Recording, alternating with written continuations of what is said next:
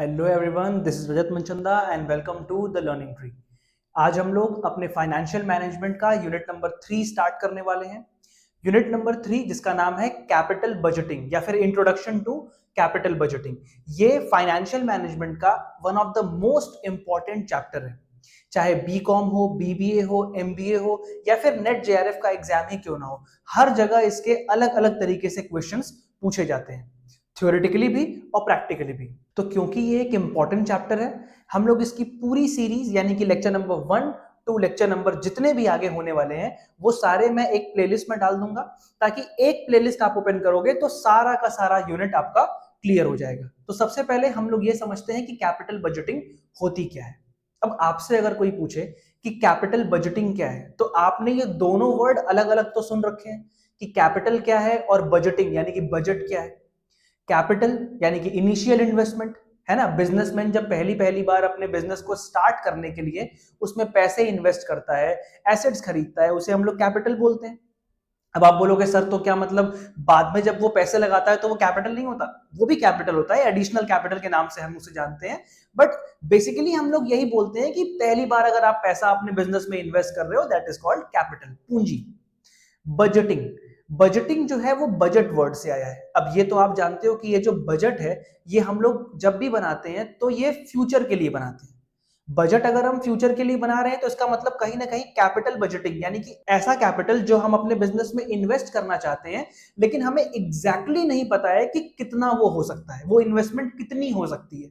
तो उसके लिए एक बजट तैयार करना, एक रफ ड्राफ्ट तैयार करना कि कितना पैसा आप किसी प्रपोजल में इन्वेस्ट करने वाले हो।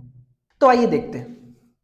It is being done by business entity, मैंने आपको ऑलरेडी बताया कि एक बिजनेसमैन ही ये इन्वेस्टमेंट करता है। Before they invest in capital asset. अब मैं एक बिजनेसमैन हूं, ठीक है, मुझे एक एसेट परचेज करना है या फिर मुझे एक नया बिजनेस स्टार्ट करना है। तो दोनों के केस में अगर मुझे एसेट परचेज करना हो मेरे पुराने बिजनेस के लिए या फिर मुझे नया बिजनेस स्टार्ट करना हो, तो मेरे पास तो बहुत सारे इन्वेस्टमेंट ऑप्शंस होते हैं, है ना, कि मैं ए में पैसा लगा दूं या फिर मैं बी में पैसा लगा दूं, मैं सी में पैसा लगा दूं, या फिर मेरे पास बहुत सारे वेंडर्स हैं, मैं किसके पास जाके एसेट परचेज करूं। तो यहां पे हम दो चीजों को लेके चलते हैं। सबसे पहला, इवैल्यूएशन। अब capital budgeting is all about evaluation, कि जिस जगह पे आप इन्वेस्टमेंट करने वाले हो उस जगह का पहले इवैल्यूएशन कर लेना, चेकिंग कर लेना कि वो आपको फ्रूटफुल रिजल्ट देगा कि नहीं देगा, आगे चल के आपका रिटर्न ऑन इन्वेस्टमेंट कितना होने वाला है, वो एसेट आपको बाकी जगहों से सस्ता मिल रहा है कि नहीं मिल रहा है, वो बिजनेस अपॉर्चुनिटी बाकी सारे बिजनेस अपॉर्चुनिटी से बेहतर है कि नहीं है। तो इन चीजों का जब हम इवैल्यूएशन करते हैं तो वो आता है कैपिटल बजटिंग के अंदर। और एक बार इवैल्यूएशन कर लिया तो अगला स्टेप क्या है? सिलेक्शन। क्योंकि मैं इवैल्यूएट कर चुका हूं, मेरे पास बहुत सारे नंबर ऑफ प्रपोजल्स थे, मैंने उसका इवैल्यूएशन कर लिया, तो फाइनली मैं सिलेक्ट करने जा रहा हूं कि मुझे किस जगह पे पैसा लगाना चाहिए। तो इसीलिए मैंने बताया आपको कि ये दो वर्ड से मिलकर बना है। पहला कैपिटल, जिसको आप इन्वेस्टमेंट या फिर हम लोग इसको इनिशियल इन्वेस्टमेंट बोल सकते हैं, और दूसरा बजटिंग। बजटिंग क्या है? Made before the event. Event का मतलब है कि आप एसेट परचेज करने जा रहे हो, है ना, या फिर आप कोई नया बिजनेस शुरू करने जा रहे हो, तो वो इवेंट है जो फ्यूचर में हो रहा है, लेकिन उसके लिए बजटिंग तो हम आज ही करेंगे ना। हमारे पास कितना पैसा है, हमारे पास कितना फाइनेंस है, वो एक अलग बात है। भाई हो सकता है कि मेरे पास 5 लाख रुपए हो, लेकिन मैं जिस जगह पे इन्वेस्टमेंट करने की सोच रहा हूं वहां पे 7 लाख 8 लाख रुपए से नीचे हमारा काम नहीं होने वाला। तो बजट हम हमेशा फ्यूचर इवेंट के लिए बनाते हैं, फिर हम देखते हैं कि भाई जो हमारे पास अवेलेबल फाइनेंस है उससे हमारा बजट मैच कर रहा है कि नहीं कर रहा। और अगर मैच कर रहा है तो हम गो एड करेंगे, आगे बढ़ जाएंगे। अगर नहीं मैच कर रहा है तो फिर या तो हम अपना फाइनेंस बढ़ा देंगे या फिर उस प्रपोजल में इन्वेस्ट करने का या फिर वो एसेट परचेज करने का आइडिया ड्रॉप कर देंगे।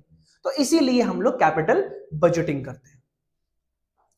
It is done to take decision whether business should invest in an asset or not। $1,000,000 line है ये, कि ये डिसीजन लेना कि आपको उस एसेट में इन्वेस्ट करना है कि नहीं करना है। मेरा बहुत मन है कि मैं एक बढ़िया सी चाय की दुकान खोलूं। अब मेरा चाय की दुकान खोलने का मन तो है, लेकिन उस दुकान को खोलने के लिए मुझे बहुत सारे फिक्स्ड एसेट्स परचेज करने पड़ेंगे, है ना। अगर जगह मैं रेंट की भी ले लूं तो उसके बाद भी मुझे बहुत सारे यूटेंसिल्स वगैरह खरीदने पड़ेंगे, गैस स्टोव खरीदना पड़ेगा, चेयर टेबल खरीदनी पड़ेगी। तो क्या मेरे पास उतना सब कुछ खरीदने के लिए पैसा है? और अगर मेरे पास पैसा है, अगर मेरी कैपेसिटी है, तो मैं वो काम कर सकता हूं। तो वही यहां लिखा है, it is done to take decision whether business should invest in an asset or not. तो आपकी जो फाइनेंशियल कैपेसिटी है वो उस इन्वेस्टमेंट के साथ या वो उस एसेट के साथ अगर मैच कर रही है, फिजिबल है, तो आप इन्वेस्ट कर दोगे, और अगर नहीं कर रही है तो नहीं करोगे। तो capital budgeting is all about कि आपको किसी जगह पे पैसा लगाना है या नहीं लगाना है। तो उसी का आज हम क्या करते हैं, इवैल्यूएशन करते हैं कि लगाएं या फिर ना लगाएं। आगे बढ़ते हैं। It is a long term investment, क्योंकि हम कैपिटल बजटिंग में mostly more than 90% long term investment की ही बात करते हैं, because capital budgeting is all about long term investment. तो ये एक लॉन्ग टर्म इन्वेस्टमेंट है, so decision can not be reversed. एक बार आपने डिसीजन ले लिया तो उसको फिर बदल नहीं सकते, क्योंकि आपका एफर्ट, आपका टाइम और सबसे इंपॉर्टेंट आपका अच्छा खासा पैसा उसमें लग गया है। अब इतना पैसा आपने इन्वेस्ट कर दिया है, इतना पैसा लगा दिया है, तो आप उस डिसीजन को रिवर्स तो नहीं कर पाओगे। इसीलिए फ्यूचर को ध्यान में रखते हुए बहुत सारी इसमें टेक्निक्स अभी आप आगे चल के पढ़ोगे, डिस्काउंटेड और नॉन डिस्काउंटेड टेक्निक, जिसका इस्तेमाल करके हमें पता चलता है कि whether we should go for a particular investment और not. Then also the amount involve is huge. अभी मैंने आपको बताया, क्योंकि आप फिक्स्ड एसेट में इन्वेस्ट कर रहे हो ना भाई, तो अगर आप फिक्स्ड एसेट में इन्वेस्ट कर रहे हो, लंबे समय का डिसीजन है, तो फिर ये रिवर्स नहीं हो सकता, क्योंकि आपका पैसा भी डूब जाएगा और समय और एफर्ट तो गया, वो तो गया ही, लेकिन इंपॉर्टेंट क्या है, आपका पैसा चला जाएगा। अब ये तो आप कैपिटल बजटिंग के बारे में समझ गए। छोटा सा इसका एक प्रोसेस है, 6 स्टेप का, आप ये समझ लोगे तो आपको कैपिटल बजटिंग का जो इंट्रो वाला पार्ट है वो क्लियर हो जाएगा। Then will go ahead with different methods of capital budgeting.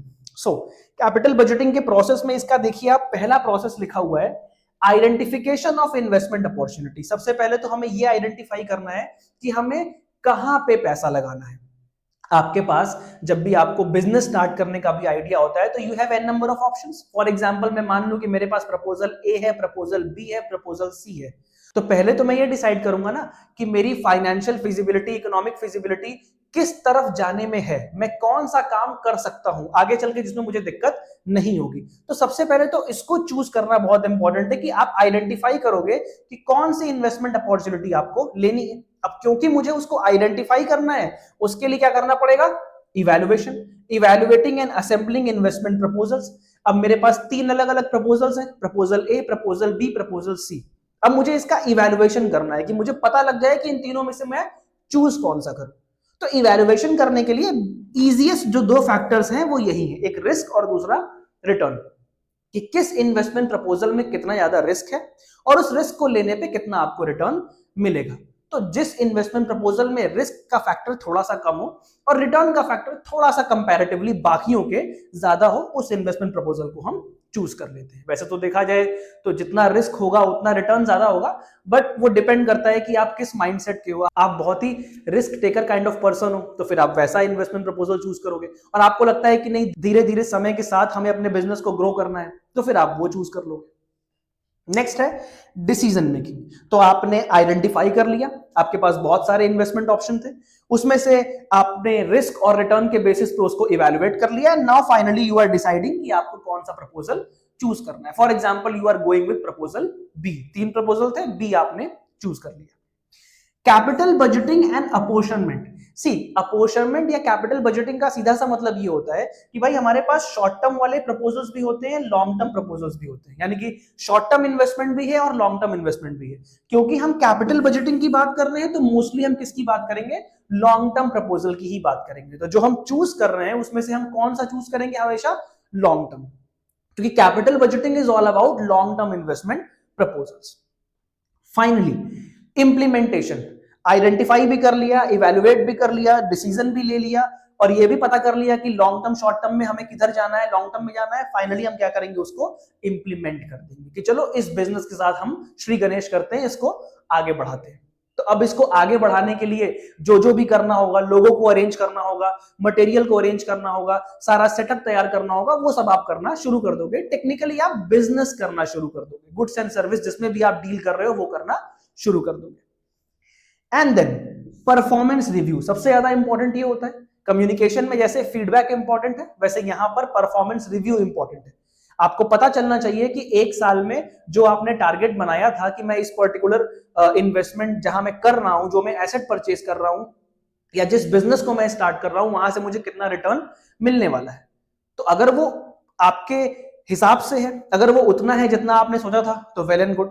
अगर वो उतना नहीं है तो आप क्या करोगे, आप अपने जो भी प्लान है उसमें थोड़े बहुत चेंजेस करना शुरू कर दोगे कि आपका जो टारगेट है वो आपके एस्टिमेटेड रिजल्ट से मैच कर जाए। तो this is all about capital budgeting process. तो एक लाइन में अगर क्लियरली मैं आपको बताऊं तो बिजनेस को शुरू करने के पहले या एसेट को परचेज करने के पहले एक प्रॉपर एनालिसिस करना, इवैल्यूएशन करना और फिर वहां पे उसको इंप्लीमेंट करना यानी कि चूज करना is all about capital budgeting. अब ये करने के लिए ऐसे तो नहीं है ना कि हवा में कर लेंगे, ये करने के लिए इसके अंदर बहुत सारे मेथड्स हैं जो कि दो अलग अलग कैटेगरीज में कैटेगराइज किए गए हैं, non discounting method and discounting method. अगले लेक्चर से हम लोग उन्हीं को स्टार्ट करेंगे। अगर स्टिल आपको कोई दिक्कत हो इसके इंट्रोडक्टरी पार्ट में तो वो आप मेरे से कमेंट सेक्शन में पूछ सकते हो। तब तक के लिए बाय बाय, टेक केयर।